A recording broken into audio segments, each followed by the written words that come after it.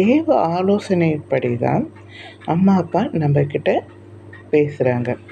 இந்த தப்பு செய்யக்கூடாது, இது ஆண்டவருக்கு பிடிக்காது, இப்படி செய்தால் நீ நரகத்துக்கு போயிடுவ அப்படின்னு சொல்லுவாங்க. வேத வசனங்களை ஒன்று ஒன்றா சொல்லுவாங்க.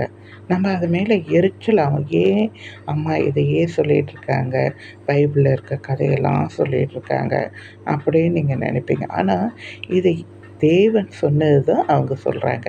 நீங்கள் உங்கள் பிள்ளைகளை நடத்த வேண்டிய வழியிலே நடத்துங்க. முதிர் வயதில் அவன் விடாது இருப்பான். உட்காரும் போதோ, எழுந்திருக்கும் போதோ, படுக்கும் போதோ, நடக்கும் போதோ நீங்கள் பிள்ளைகளுக்கு இந்த வேதத்தில் உள்ளது போதிங்க அப்படின்ற.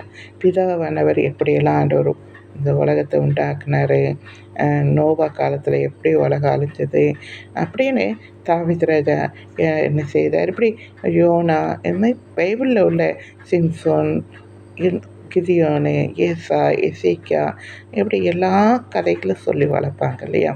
இது எல்லாமே இயேசு கிறிஸ்து பிதாவாகிய தேவன் ஒவ்வொரு காரியங்களாக நமக்கு சொன்னது தான் சொல்கிறாங்க. இயேசு கிறிஸ்து புதிய ஏற்பாட்டில் சொல்லியிருப்பார் எப்படியெல்லாம் நடக்கணும் அப்படின்ட்டு. நானே வழி சத்திய ஜீவனுமாக இருக்கிறேன், என்னையன்றி பிதாவுடைய இடத்துல. அப்போது அவர் ரத்தத்தினால கழுவப்படாமல் அவருடைய வழியில், அவர் காட்டின வழியில் நடக்காமல் யாரும் போக முடியாது.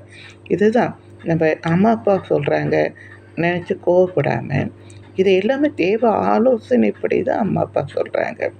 அதனால் ஒரு நல்லது சொல்கிறாங்கன்னா அவங்க எல்லாம் தேவ ஆலோசனைப்படி சொல்கிறாங்க அப்படின்றத நீங்கள் புரிஞ்சு அதுபடி நடங்க.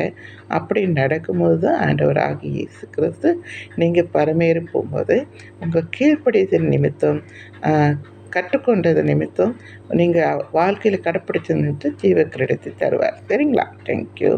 பிடிச்சிருந்தால் லைக் பண்ணுங்கள், மற்றவங்களுக்கும் ஷேர் பண்ணுங்கள். சரிங்களா?